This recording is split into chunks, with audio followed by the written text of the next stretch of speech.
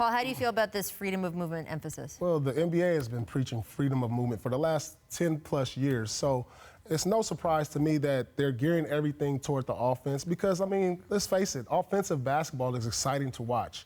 When you see teams score 115, 130 points, it's exciting for a fan. I mean, you don't want to see a lot of grabbing, holding, bumping, team scoring in the 80s. You know, that was my brand of basketball in the early 2000s, which when I go back and watch, wasn't that exciting to watch. But now it's geared more toward the offense. No more emphasis on defense. You know, so hey, it's an offensive league we're in, offensive era that we're in right now. Yeah, I mean, the league figured something out about 15, 20 years ago, which is these are incredible athletes who do freakish things, and the more we get to exhibit that on a nightly basis on television, the more money we're going to make, the more the fans are going to enjoy. I covered the 2007 finals. They had not figured it out at that point. That was, I mean, so, it was in the pipeline for a while after the Jerry Colangelo roll committee. with this 20 years ago thing, but yeah, no, but I mean, but that's basically it. Like we want to see freakish athletes do things that only like 10 or 12 people in the world can do, and the more you can do that on a nightly basis, especially in a world where this phone, where you can pull up that highlight while you're, waiting for your table at dinner. No one's pulling up a clutch and grab. Right, and so you want to create as much of those great 20-second clips as you can.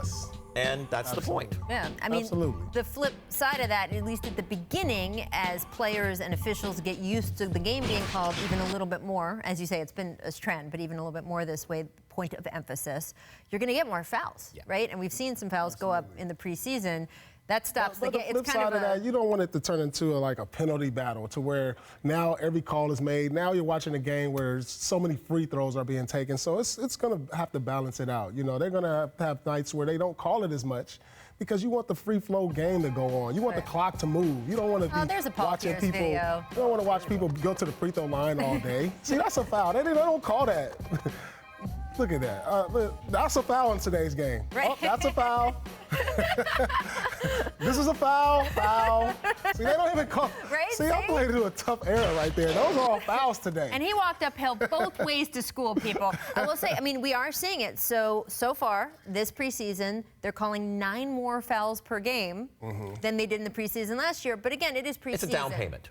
And in the then the regular season, producer season, my year, then the regular season. And as you say, this is the preseason. They want to get everybody used to it. If they have to pay the price with more fouls. Preseason basketball, contractually obligated to be unwatchable. This is the time to make this down payment, get everybody conditioned to the new rules. Yeah, but at the end of the day, it's going to go that way throughout the course of a game. They're not going to be making those same calls in the last 3 minutes. You're going to be able to get away with a lot of grabbing and holding in those last 3 minutes of the game. And it's always been like that. I wanted to ask you about defending in the NBA. I mean, there was a big move away from hand checking. And I think you came into the league right when it was still generally permissible.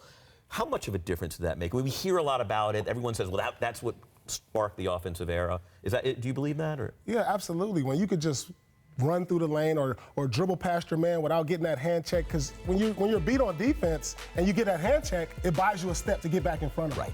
Or when you're cutting across the lane and you have that guy chuck you right there in the middle, it buys the defender a step to get back with you. So now, if you beat somebody now and you don't get that hit, you're getting a layup. Right. If you go by and you have a step on them, you're getting to the rim. So, I mean, that's what we want to see. We want to see freedom of movement, more offensive flow to the game instead of guys beating up on each other. And I like the way the NBA is going with this. So I enjoy it. It's much more fun to watch.